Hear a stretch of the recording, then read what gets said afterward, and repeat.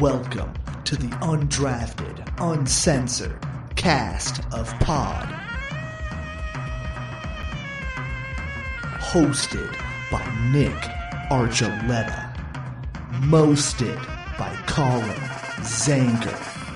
And last but certainly is least, Joseph Goodwin.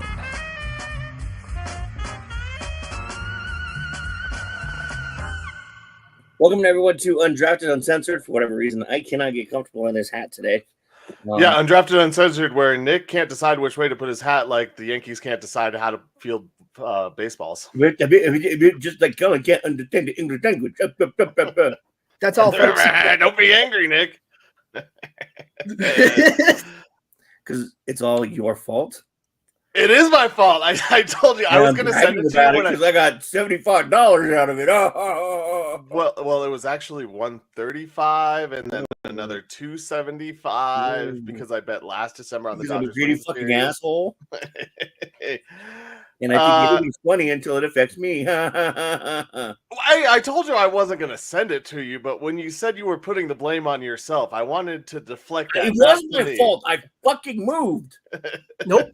You just said it was Colin's fault. The exact same spot that I did for game 4 or for game 5 or for game 4 that I did for game 5. The only difference was I moved when I went to get my food out of my French fucking microwave that took me 5 minutes to heat a bowl of pasta. And when I went and sat back down, I clearly didn't get the right spot because that's when everything fell apart. No. Okay, so you're saying Colin did nothing wrong and is totally free of blame. Okay, cool. My live bet on the Dodgers winning when down 5-0 had nothing to do with it. Nothing at all.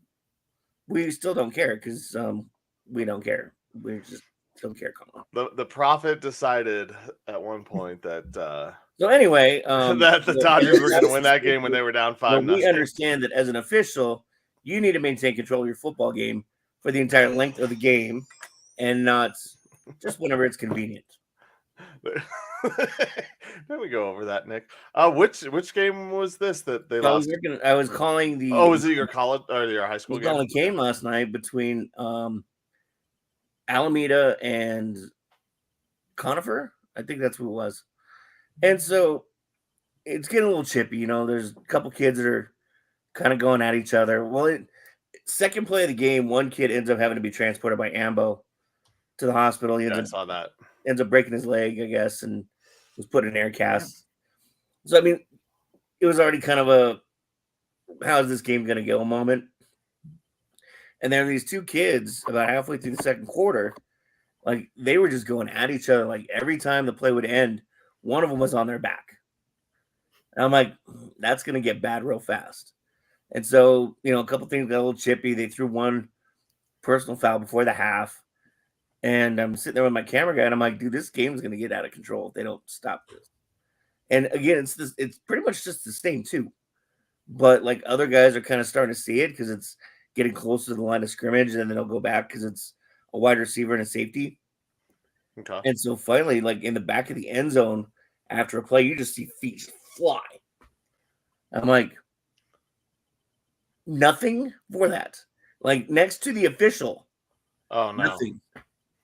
And I'm like, it's going to go, dude. It's going to go down. And sure enough, like right in front of two officials, one of them finally chucked the other one again and then was just laying on top of him and, you know, not punching him, but like bullying him, laying on top of him.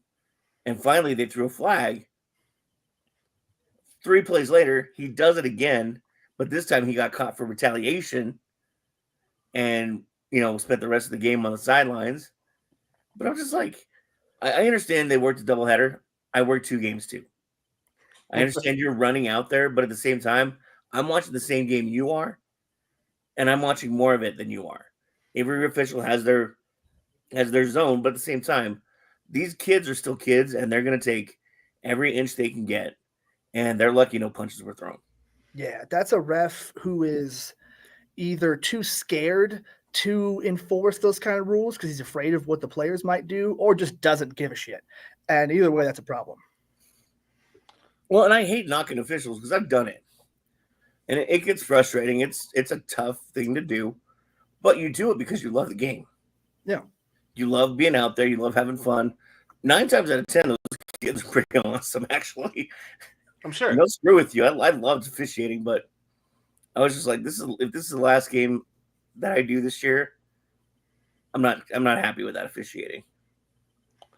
Well, I mean, yeah, there's something about keeping control of a game, especially when it's high school kids, and you don't know what can spiral around. And like you said, it was getting closer to the line of scrimmage.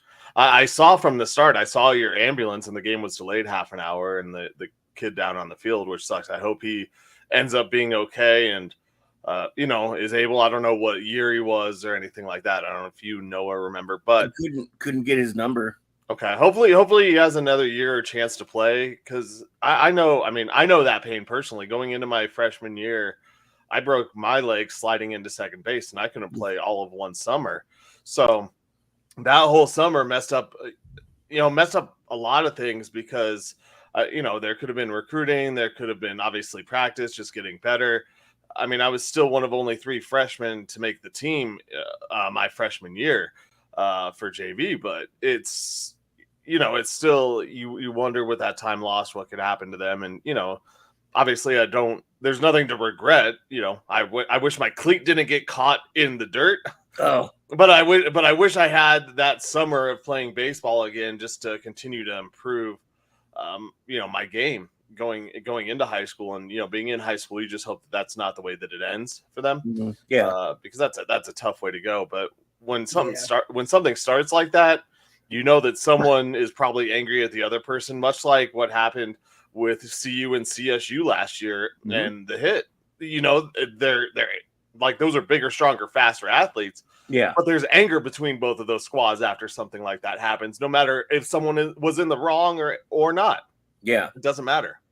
I mean, it's not like you're a professional athlete that's holding on to Justin Herbert's leg and trying to roll him over like an alligator, and then you just get destroyed by his lineman, which, kudos to that lineman. That's what you need to do. It's probably one of the plays of the year, the lineman coming in and just blasting it. No, he's MVP right there.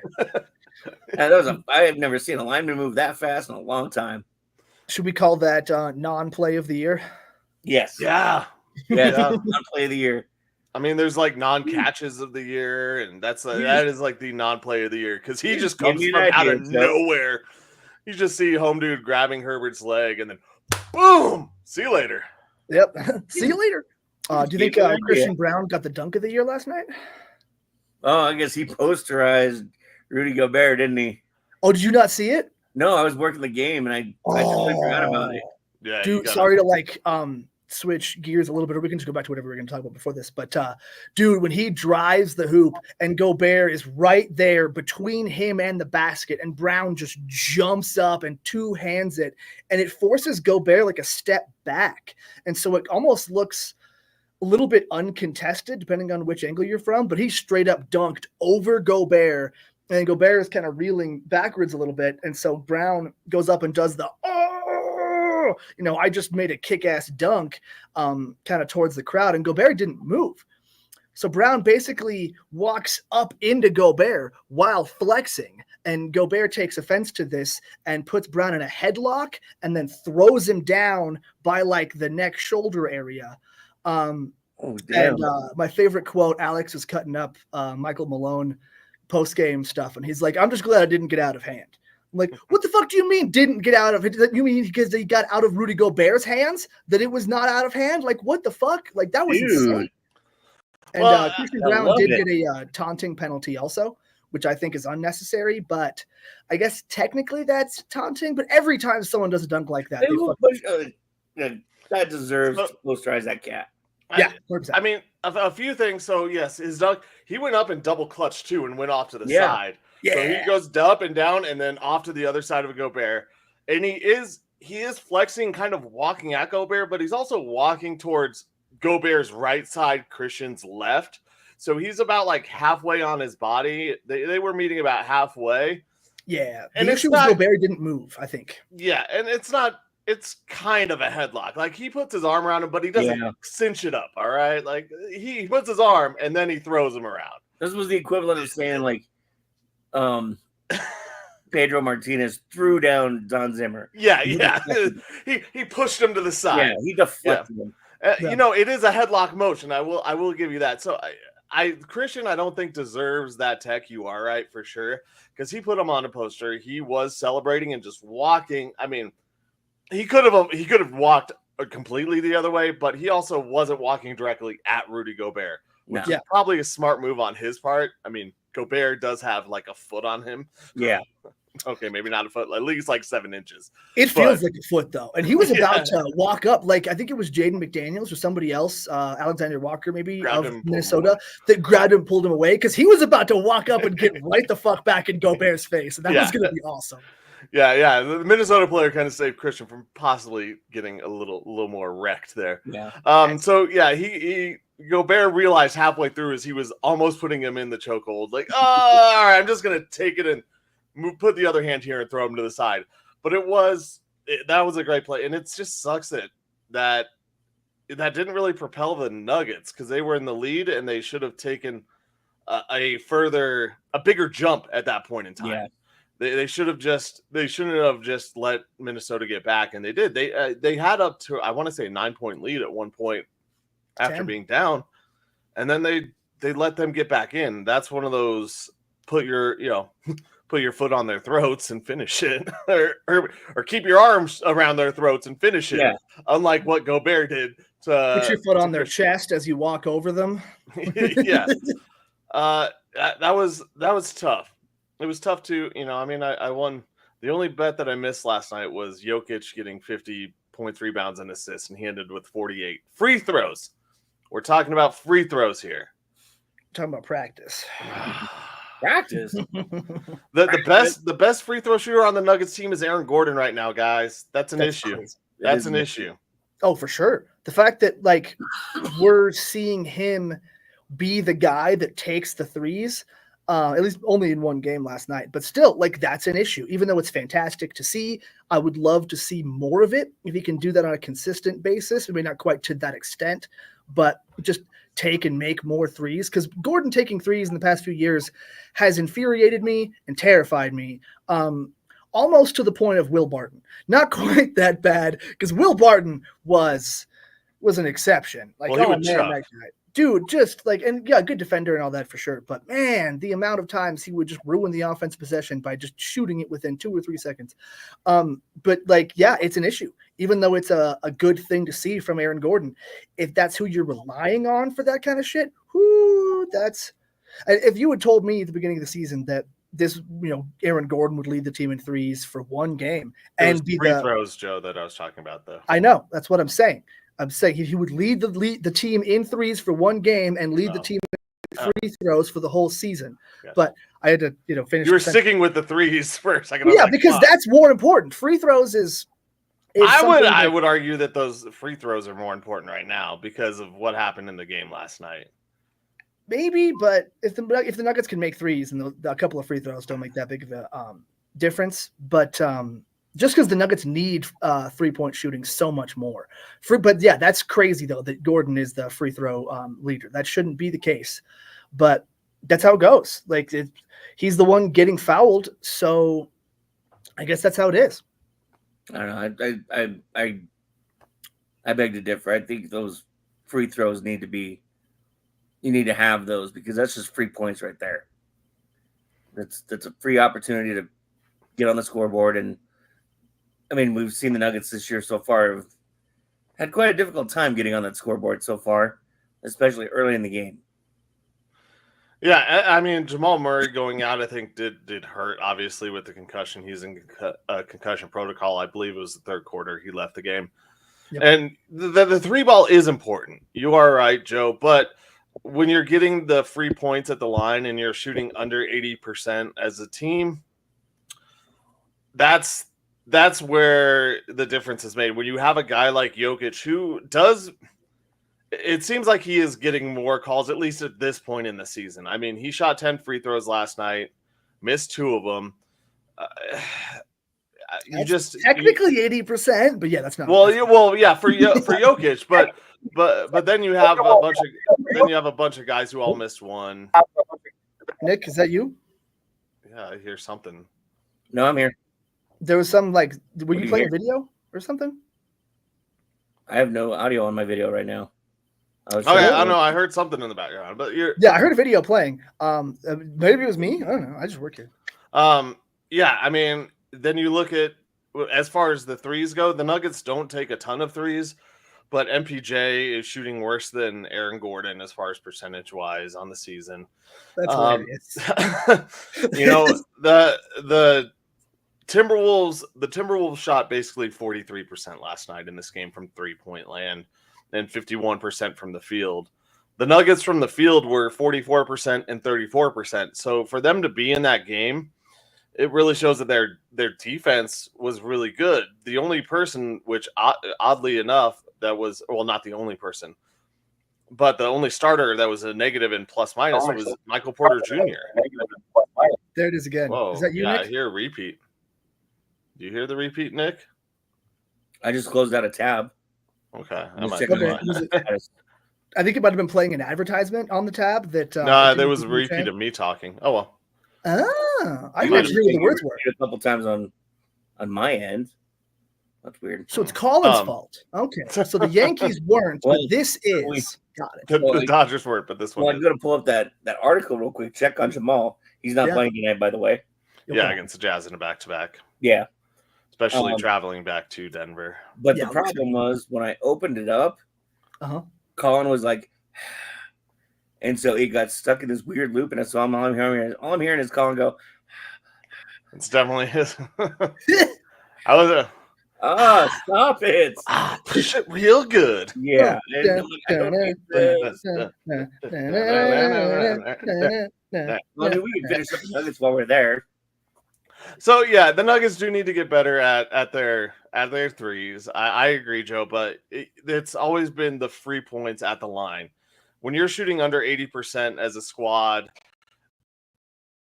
you know, Aaron Gordon, I believe at one point up until last night when he missed a field goal missed a free throw, he hit 17 straight free throws. Word.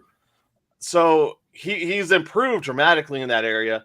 But what about the other guys? Especially if you have a guy like Westbrook who is going to attack the net, and the Nuggets are going to get some more foul calls than we've seen in the past, or at least it appears so early on in the season. You have to take those free points. And it's so much more important to me, in my opinion, in games that the Nuggets are going to play, because they are going to be much closer than they have been in the past.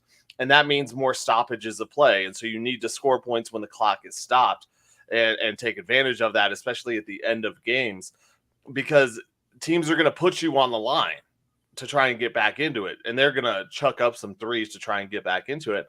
But if you don't get those free points with the clock stopped, you are giving more time and possessions to the other team without any detriment.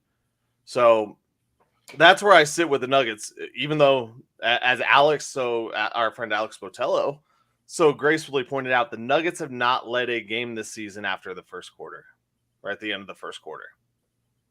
Yeah. Sounds about right. Not good. Not good, Jack. Yeah, I remember when the Brooklyn game, it was one of those it was the first time they've led since, I think the first quarter in the fourth, and then it went to overtime anyway. And it was just like, Yeah, but they didn't lead at you the end of the should be. first. They're going into every quarter behind. Exactly. And that's a team that shouldn't be happening against. Brooklyn's fucking, I get it. Cam Thomas has been shooting the rubber off the basketball, shooting the material off of the basketball. It's been crazy, but that's still not a good team. And same with Toronto. Scotty Barnes is much better than Cam Thomas. They've got a little bit more of a unit, but that's still, those are two teams you should not be going into overtime against, period. No, I mean, Well, I'm not trying to make excuses, but I'm going to ask you guys a question. Do you think that stupid Abu Dhabi trip kind of played into how the Nuggets prepared? Because that was basically a week and a half worth of just bullshit. maybe. I don't know. I'm not saying it's the full reason why there's a whole plethora of reasons right now probably why the Nuggets are playing this way, but just the Abu Dhabi trip just seemed to kind of throw a wrench in the works. I don't know, man. This feels like the classic slow start, Jamal Murray, Michael Porter Jr. not quite in the swing of things yet. It just kind of feels like the normal Nuggets slow start bullshit, but they just keep losing players every year that it looks more dramatic because the starters actually look pretty okay. The only question mark that it seems has been solved is the starting unit with Christian Braun coming in and actually scoring and playing good defense. Like, he's not a big 3-point shooter. He's been more of an inside scorer, which we all talked about in the offseason. Those are the two options for Christian Braun. Either he gets a 3-point shot or he just becomes more of an inside guy, which we've seen him dunk on guys in the not the finals run, like finals series, but during the finals run, he was getting some sweet dunks on people. So that's been really nice to see, but it makes your bench that much worse because now you have to replace Christian Braun on the bench. You have to replace Bruce Brown on the bench. You have to replace Jeff Green on the bench. And does Westbrook and Saric really do that? Like, Saric was minus 11 last night. Yeah, Saric has been real terrible.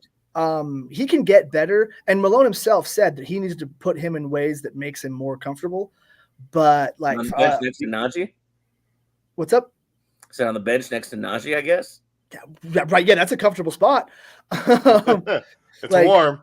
You know what? And he took he got the midi from the Nuggets. So if you put the 5-point whatever of Saric along with the 8 or 9 or whatever of Zeke Najee, you've got yourself a decent mid-levels worth of money you can make a trade for. You're going to have to put all of your draft picks in there as well to get anything decent, and it's going to have to be a guy that our team is trying to get rid of.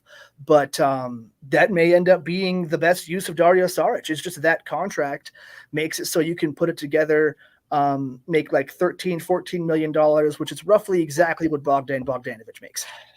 Well, and I'm not – so I don't want to make excuses because it has been bad, but also for Saric, I don't want to write this thing off at this moment in time. He's been bad. But you got to remember how long it takes some of these guys to adapt to how Jokic plays and how this team plays, and his role on this team. We've seen it happen before. Even if you look at Reggie Jackson last year for the Nuggets, when he came over the first year in the midseason trade, it was like, why do the Nuggets have him? Why did they re-sign him? But then he found his role within this offense and within the team, at least early on. But it takes some time to get used to how this team plays. And Michael Porter Jr., you mentioned him earlier. He, I don't know what is going on with his start. Jamal, I guess I expected it, so I'm just kind of like, okay, whatever. What else? There's nothing else to say. I think it's all been said before. But MPJ, I expected a better start, and he's been a terrible swing man this whole first 6 games of the year. I don't know. Maybe he needs to go to a P. Diddy party to learn how to swing again or something like that. I don't know. I don't know what is going on with him, but Nick's like, all right, I'm not any part of this anymore. See you later, guys. Iron P. Diddy. Guys, I got that was a deep cut. Yeah. I just we were talking about white parties. Now Nick just went blackout. Man. I'm worried about what is going on with MPJ a bit.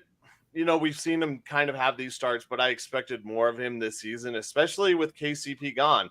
I think he is feeling the pressure of needing to be that guy that isn't, KCP's role, because KCP was, besides a defender, he was the just pop and shoot, hit 3 of them a game, and we're 2 or 3 a game.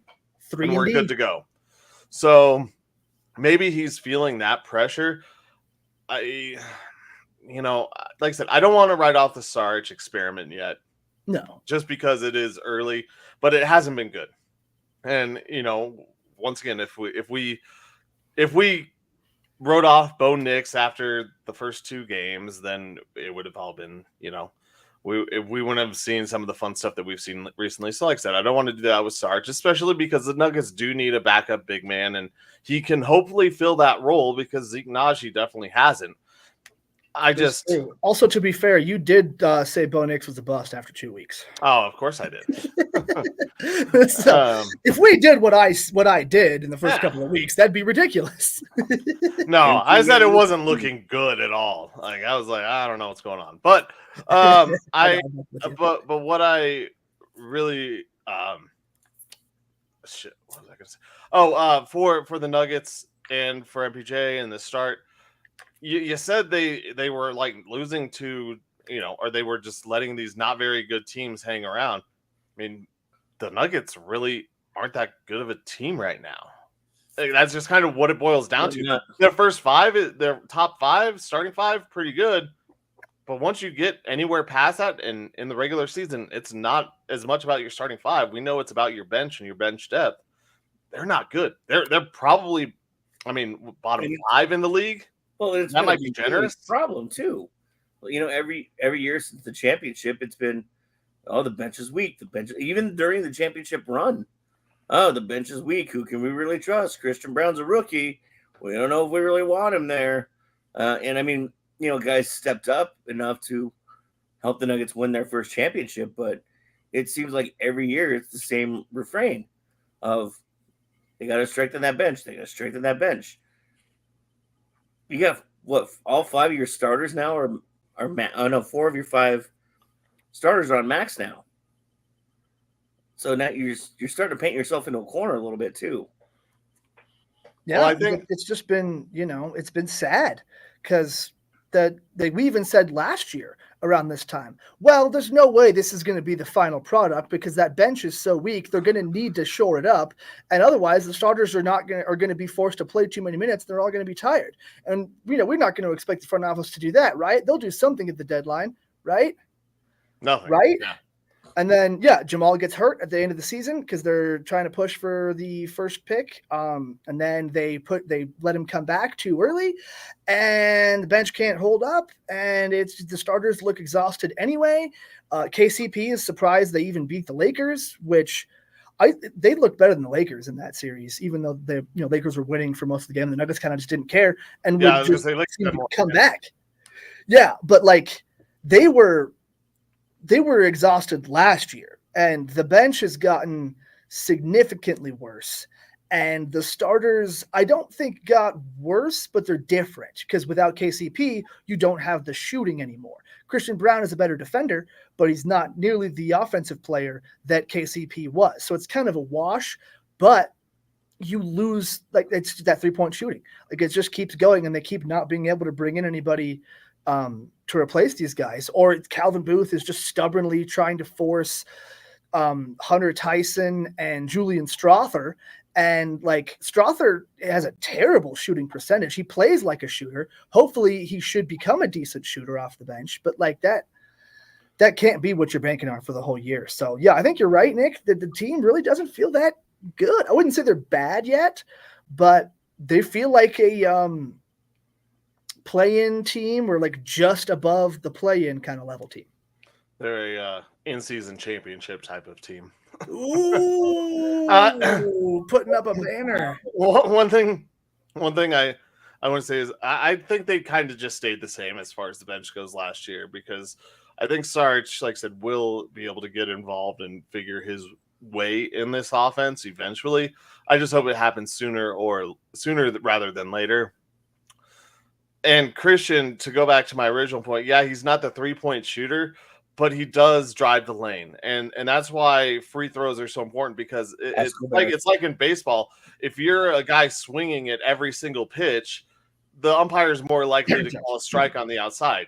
Much like if you're driving the lane consistently, you're a lot more likely to get a foul called when you're driving the lane, because you're making those attempts at it. And so you need to hit the free throws when you get them. And I think that's one big key for this Nuggets squad, because we've also seen the pace of play not really jump a ton from last year to this year, which is a smart move if you're not going to shoot a high percentage from three, is to get your mid-court game your half-court game, mid-court game. I don't know where that came from.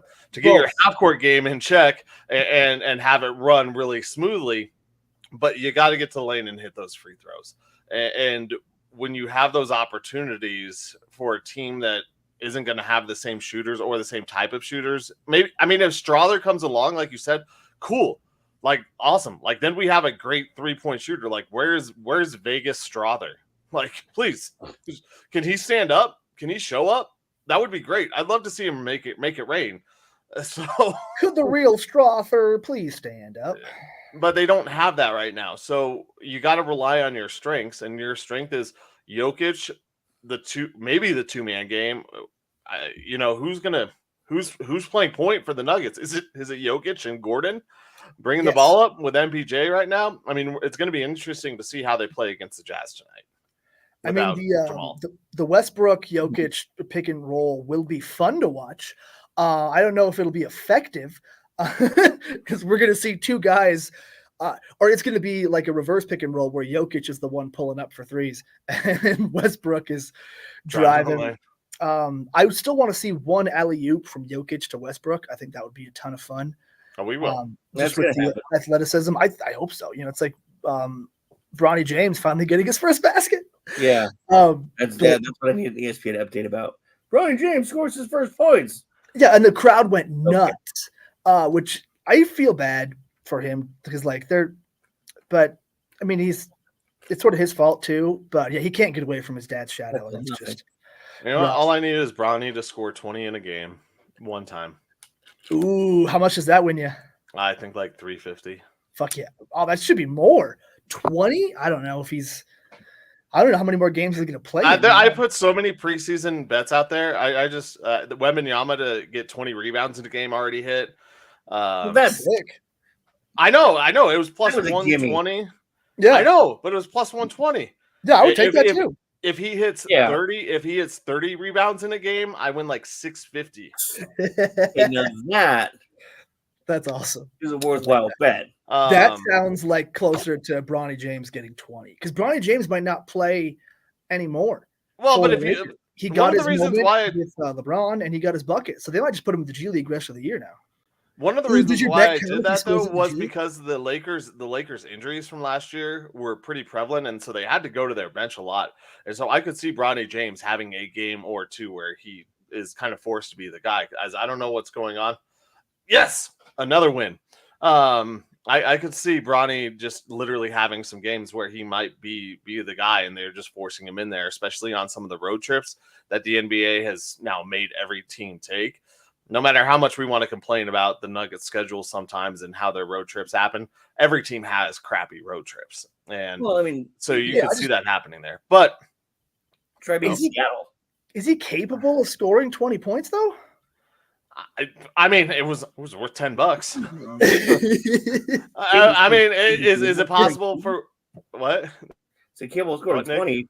He's lucky he scored 2. Yeah, it's like it took him a bunch of games to get his first bucket.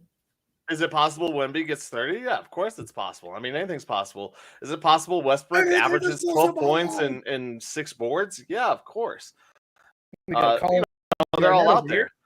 But I also, one of the other preseason ones was Sabonis hitting 3 threes in a game. Already got that. If he hits 4 threes in a game, that's like $300 also. That shouldn't be that hard either. Does Sabonis never take threes?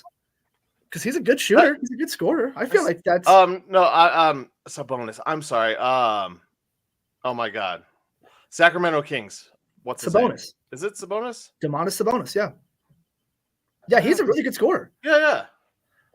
That's surprising that's like a plus money bet. Yeah, it was for the season in any game. There were a bunch of them. That's crazy because I think that's like taking Jokic to hit 3 threes. Like definitely doable, but not. There were no Jokic ones like that, which disappointed me because I would have taken them all. Yeah. Every single one. Oh yeah, I put the random one down of LeBron scoring 60 in a game, LeBron scoring 70 in a game, because I figure what's he's $10 have those games, he could get the Kobe treatment at the end of the season. Yeah, like here you go, you just take all the shots. Yeah, you know what's crazy? A lot of things. You know what's really crazy? When the Denver Broncos have a rookie quarterback named Offensive Player of the Month. That's offensive. How about the Knicks? Little, can we get a little applause for our number 12 pick, please? I mean, well deserved. He's had a hell of a season. I'm trying to figure this out. He's had a hell of a start after the first few weeks. This is kind of where I talked about getting a little worried about Knicks. Obviously the start. I talked about the jitters, and then how much like Jordan Love last year. This is almost word for word what I said. He had a few weeks of good play. Then the NFL kind of figured him out, and then after a few more weeks, he got back on track and led the Packers to the playoffs and a huge win over the Cowboys last season. So can Bo Nix? Well, will defenses figure him out or what they're doing? Hopefully not, but if they do, how will Bo Nix react and change his game? That's kind of where I sit right now, because he's starting to do a lot of things pretty good. Obviously, there's some stuff that you want him to improve upon, but for the sixth quarterback off the board that's not named Jaden Daniels, of the rookie QBs, you're pretty damn happy right now, especially after Caleb Williams basically laid an egg last week. Yeah. It's been fun to watch. It's been entertaining. We all know I was a believer when he was still in Oregon. And I mean, it's fun to watch him develop though too. And when I was watching the game last week, you just see the little things starting to click a little bit more every week. And I mean, like I said, I wasn't expecting them to take him to the Super Bowl this year. That's never going to happen for the Broncos, but it's just nice to see the development continue. And Sean Payton hasn't been too grumpy so far. So I'm enjoying it. Well, look here. Let me. Well, shoot. The thing of it is, Sean Payton post-game press conferences, one of my favorite things. But no, I don't know, man. Like, it's one of those where the Broncos, they don't do anything so well that you have to like stop it. They're kind of just like decent enough at everything to where they can throw different looks and different shit at you every week. That's not necessarily a good thing, but they're using it to their advantage. Like we saw Cortland Sutton get targeted 0 times, and then get targeted a whole bunch of times, and they won both games by decent margins. The offense scored, one was a passing game, one was more of a running game.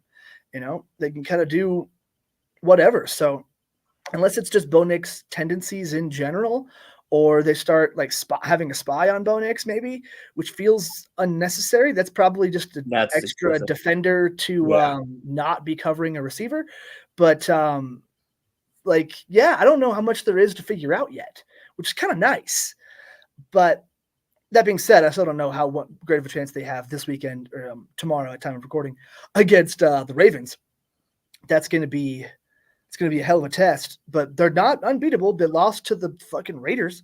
Obviously, last week they lost to Cleveland with our guy licking his fingers, Jameis Winston. Like his trainer once told him, man, what did he say? We talked about this before. I kind of throw that division game out, especially with Jameis Winston starting, because that the Cleveland locker room is who was it? Was it one of their wide receivers or defensive guys who was like, what the hell are we doing when they brought in Deshaun Watson? I think teams quit on Deshaun Watson in all honesty and didn't care about playing or even want to play with him. Neither do masseuses. But I think guys genuinely like to play for Jameis. Jameis is a raw energy, like motivation type of guy. No matter how stupid or quirky or corny he is. Maybe me and Jameis are like long lost brothers or something like that. Just more you and I. Colin Winston. Colin Winston the third. I should get a smoking jacket, smoking coat. Oh, lovely. Lovely. Yes, my bets of the weekend. Yes. So, or should we get Jameis Zanker take the roles? Jameis Zanker of the Andrews family. Yes. I like guys like playing for Jameis, even in his 30 for 30 season in Tampa Bay. there was talks about how the guys love playing for him there. In New Orleans, all the guys love him. I mean, there was talk of Sean Payton bringing him in here to Denver as the backup, or even as the quarterback, the starter, to compete. But I think that game against the Browns, yeah, they were terrible all year, but you kind of have to throw out what happened with the Browns beforehand. The Raiders game, that's a classic, playing down, not respecting your opponent on the field. So do they have the same reaction to the Broncos this week? I think the Broncos have garnered a little bit too much credit, and they've played too much good football for the Ravens to take them lightly. But I'm needless to say, I'm worried about them because they have Derrick Henry, and the Broncos against the run have sucked. Well, and this is Derrick Henry too. That dude can run through a concrete, brick, and wood log wall all at the same time and still score a touchdown. And you're like, how the hell did he do that? Yeah, that scares me. That's part of one preview on one of my bets of the week. I took all the Derrick Henry stuff, rushing and receiving, 175 yards, rushing and receiving combo is plus like 500. Cool. Give me $10 on it. Yeah. That would be, yeah. Well, I mean, this defense is good, but they're not superior yet. They've shown holes, and I don't know. At the same time, I feel like they're going to step their game up because everybody's saying things like that right now where, they got to deal with Derrick Henry, and, you got to contain their quarterback and keep him from running around, and they're going to take offense to it and like step up their game a little bit, and it's going to be a 17-14 game at the end. God, I hope it's a 17-14 game. That means the Broncos had a chance. Yeah, like that would be fun to watch. The way I see this Broncos defense though is that they're athletic. They're not big. They're not strong. No, they're not. And Derrick Henry is big, strong, and athletic. So you're missing two components there to try and stop him in this Broncos defense. So I worry Lamar's injury. Zay Flowers obviously will be not a part of the game. I shouldn't say that. Jesus Christ! Don't torch PS2. Don't torch him. But take Zay Flowers under. Deontay Johnson just got there. Rashad Bateman can't catch a football. So with an injured Lamar Jackson, what are you going to do? You're going to run Henry. So the Broncos better be ready for that. And also be ready for Derrick Henry to try and throw a touchdown. Remember I had a couple of those last night in my game that I called. Oh, did you? Some halfback TDs? Yeah, little run and flick it back to the quarterback real quick. I was like, all right, I like this. That was one of those plays of a player that I loved on a team that I hated, so I still sort of hated him. But LaDainian Tomlinson used to throw touchdown passes, and it would drive me fucking crazy. But yeah, that's what you have to worry about, because I know we were talking about on the last pod how Colin, you thought that Deontay Johnson might actually have a bigger role in the Ravens offense, and it doesn't seem like he's going to be able to. John Harbaugh came out and said he's pretty much just going to be on special teams, which could be smoke and mirrors. I think that's smoke and mirrors. But I think they're just going to have him return kicks for the first game and see how it goes. But man, the thing that worries me is the tight ends, because they've just got two really talented, just good players, and the Broncos have done pretty well against tight. Not amazing, but I think obviously Will Dissly had that big one with the Chargers, but the Chargers just had the Broncos number too. Like, they figured out the best way to attack the defense, which was just consistently and with power running football. Even though I wouldn't say J.K. Dobbins is a power runner, it's the style of football that they played, and it worked. He was getting a bunch of yards per carry. I'm going to give Alex a mile high salute.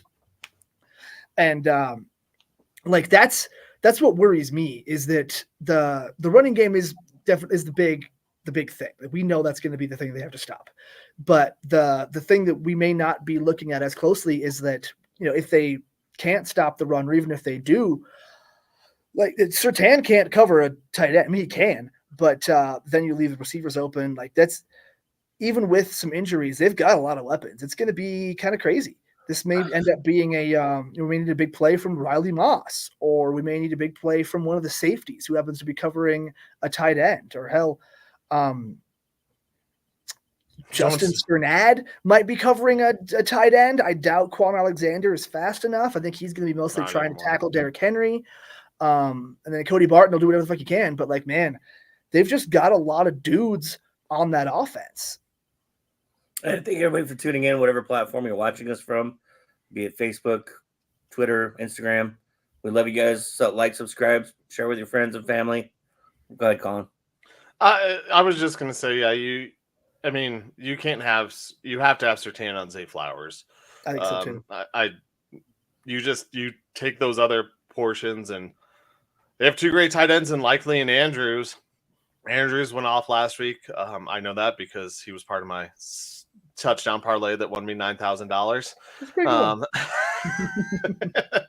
In case you guys didn't know, I turned 10 into $9,000. So he's become more of a part of that offense since week one. Week one, it looked like, where the hell is Mark Andrews? Week two, it was like, oh, he's not there anymore. And week 4, 5, 6, and so on, he has been more a part of the offense. Isaiah Likely is still there, who's a very athletic tight end. But you say Deontay Johnson. I don't believe Harbaugh for a second. Deontay Johnson. No. Once Rashad Bateman drops another pass, oh, here you go. Just run a go route. Do whatever. We'll tell you what the route is before the play. That's all it's going to take for Deontay Johnson to get in there. And then, is it Riley Moss? Is it Macmillan? Is it Sternat? Like, who's going to be covering these guys? And are you so sold out on the run that Lamar Jackson isn't going to have to make tough plays? That's where it's going to hurt, is the play action, because this is a young secondary. And if they're prone, we've seen it in, obviously we saw it last year a lot more, but they're prone to giving up bigger plays because of selling out for the run.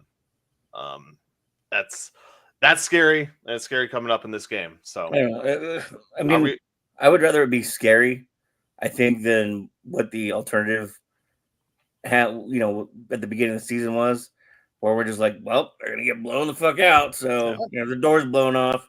Guess I'm going to get breakfast on that Sunday, because I'm not going to fucking watch that game. Well, I mean, if Colin will be serving the food to the Ravens this week, Ooh, sure. That's We all seen not on the menu. The poopy run before. I might not be serving food to the Ravens, but I might have a date with a Red Sox fan. There you go. We'll I've seen Dumb and Dumber. You just put X-Lax tastes like chocolate. You just put it in the. Anyway. Opposites attract. There you go. Yep, sure. I don't know. I mean, let's just throw it out there. How do you guys feel? Give me a little prediction, unless you have it prepared for the victory formation. No, it's not a victory formation. It's not a primetime game. Like I said, my hope for this game for the Broncos is that they get blown out. Just because then I think that they'll realize that they really need to stock up on to compete with these top-rated teams. I think that's what's best for the Broncos in the future, in my opinion. But yeah, so I mean, 35-17. Here's Colin hoping for a loss again. Yeah, but it's only because I want them to get better, because I don't want that false sense of security that this team is good or really are going to compete for a Super Bowl. Like that. Yeah. That's where I sit. They're good. They're much better than I thought, and I will fully admit that I didn't think that these guys would turn into what they are right now or how they played. I didn't think that we'd see them blowing out teams. But I also don't want that false sense of security, because this does, once again, feel a little bit like last year, where they're kind of fluky wins in a lot of ways. And last year was all defensive turnovers and some lucky bounces. So the Broncos have made the bounces go their way this year and continue to put their foot on the pedal. But yeah, I really want them to understand that they're not in the same class as a team like the Ravens yet. I think they're showing that they could be in the coming years, though. I like it, Joe. So if they get blown out, so you're hoping to make like a trade at the trade deadline? If they get blown out? I'm hoping that they move on from some player, like move on. And this is obviously more of a Sutton thing, but I'm hoping that they do move on. Yeah. This could also be a Garrett Bowles thing. from some guys and accumulate more draft picks in order to move up in the draft and continue to develop these young guys. Because I think right now, Sutton is as good as he has been. I think these young guys need more of an opportunity to grow. Okay. Yeah, I can take that. I just wanted to clarify. I was like, so if they're going to make a trade, who are they going to get? But no, just draft picks for the future. Gotcha. No, get rid of guys because the guys on this roster as it currently is constructed are not the Super Bowl. They're not Super Bowl contenders. Are they good? Yeah, they're good, but they're not in the echelon of championships, which is what we want here in Denver. That's the goal. Yeah. If it's for an actual prediction, it's tough. It's almost like, well, if the Broncos win, it's probably going to be this, but if the Broncos lose, it's probably going to be this. So to actually pick one, well, just because Colin said no, I'll say the Broncos win. I feel like the only way that they do win is because Lamar Jackson is more hurt than we thought, and they're able to get to him. We get him on the ground, maybe get a couple of turnovers. The offense also has to stay consistent on the field. So I don't think it's going to be a super high scoring game. So maybe like 23-20, something like that. 23-17 maybe. We'll go 20. We'll go 23-20. Fuck it. Nice. I mean, and I already said, I feel like this game is going to be a lot closer than we anticipate. I don't know why. It just feels like these defenses are going to be super stubborn and the Broncos find a way to control Derrick Henry. And Lamar's injury just kind of continues to show itself for what it is, and that's an annoying little monster if you're a Baltimore fan. I don't know. I said 17-14 earlier. I think I'm going to kick that up a little bit to 24-17.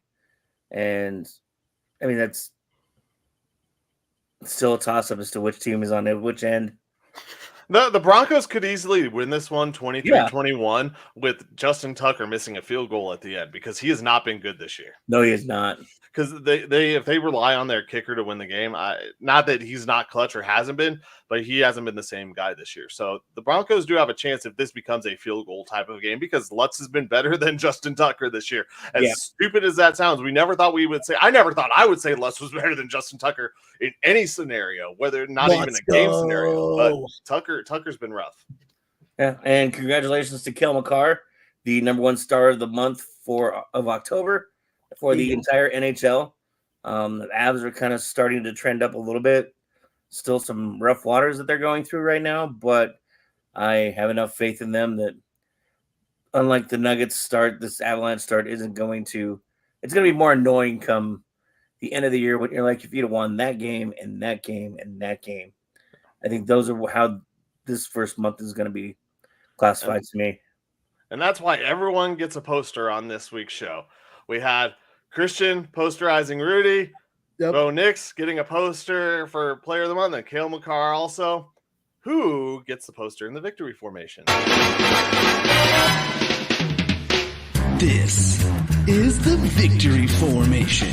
All right, boys, here we go. Best play in football. 6 right tight diamond victory on 1. Break. Okay, 3, 2, 1, let's jam. The Pick'em segment proving that Colin Zanker is the most humble man in the history of time. Least. Featuring Nick Archuleta wishing he was somewhere else. And Joe Goodwin just kind of winging it.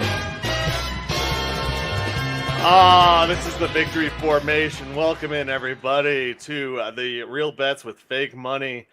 One of us went 3-1 last week. The other went 2-2, and the person on the poster might be a wanted poster because going 0-4 wanted. Make some better picks. We'll kick things off with the first game that one of the games we chose. It was the Texans versus the Jets.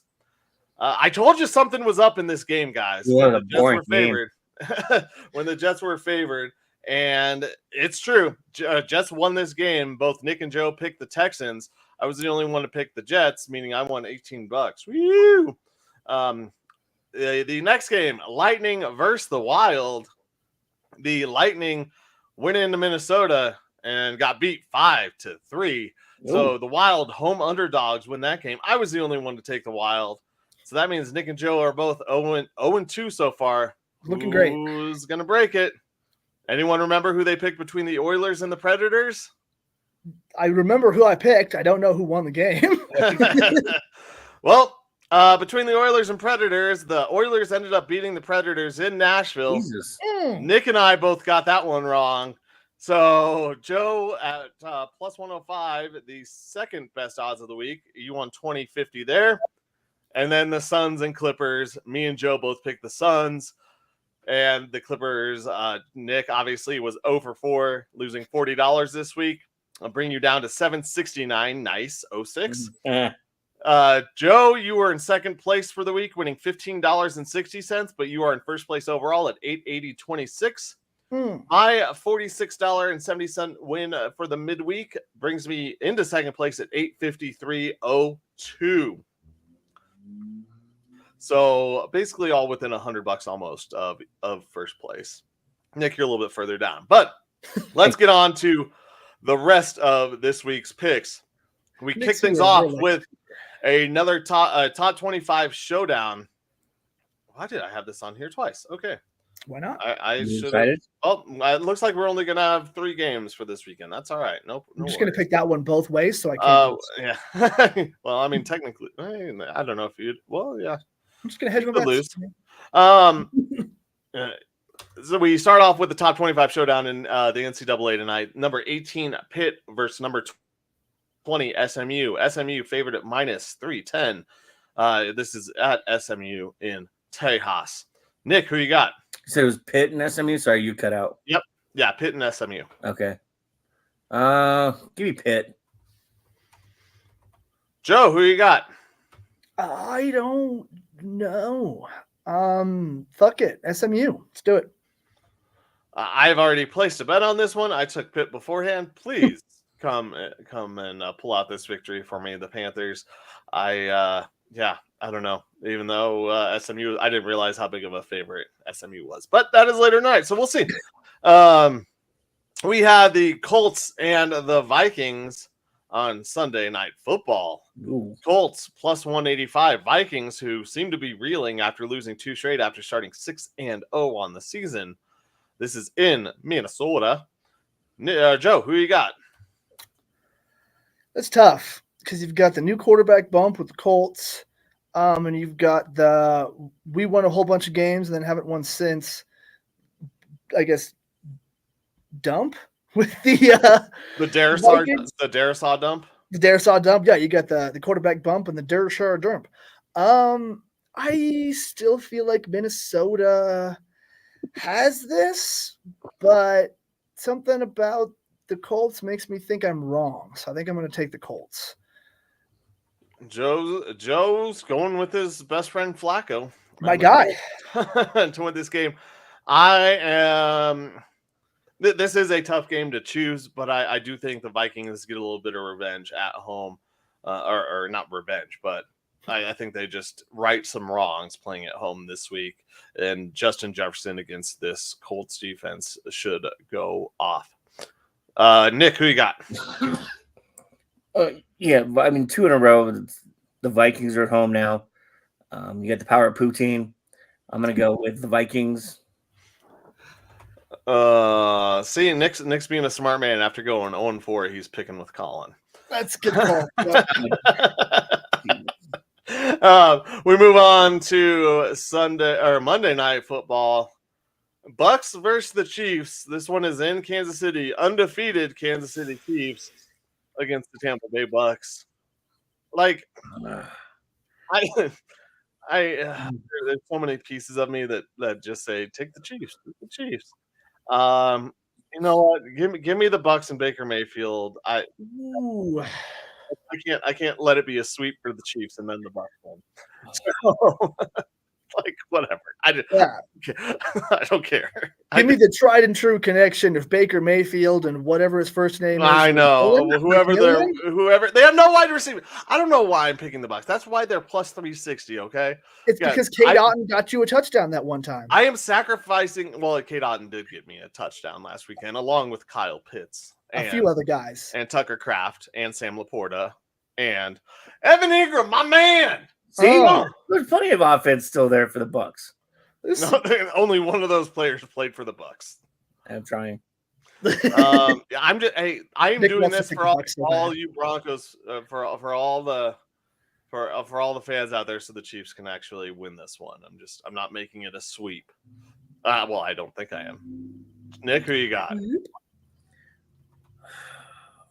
See, the Chiefs still haven't been playing that great either.